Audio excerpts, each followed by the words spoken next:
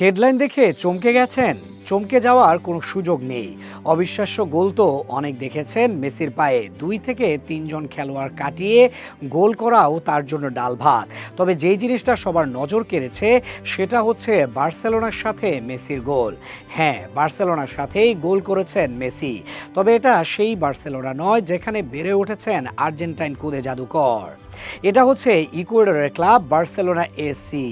Logo দেখতেও অনেকটা বার্সেলোনার মতোই, আর সেই ক্লাবের সাথে এবার দারুণ একটি গোল তো করেছেনই, পাশাপাশি একটি অ্যাসিস্টও আসে তার পায়ে। তবে গোলটা ছিল দেখার মতো। ক্লাব ফুটবলে প্রীতি ম্যাচে এদিন ইন্টার মায়ামি মুখোমুখি হয় বার্সেলোনা এসসির বিপক্ষে। ম্যাচের শুরু থেকেই দারুণ ছন্দে ছিল মায়ামি, তবে গোল পাওয়ার জন্য অপেক্ষা করতে হয় ম্যাচের আধ ঘন্টা, আর সেটাও কিনা মেসি ম্যাজিকের জন্যই। মাঝ মাঠে বল পান আর্জেন্টাইন এই খুদে জাদুকর, প্রতিপক্ষের এক খেলোয়াড় পিছু আসতে নিয়েও থেমে যান। কি আর করবেন, দৌড়ে নেই কোনো লাভ। এরপর বক্সের কাছাকাছি গিয়ে দুজন খেলোয়াড় বোকা বানিয়ে নেন জোরালো এক শট।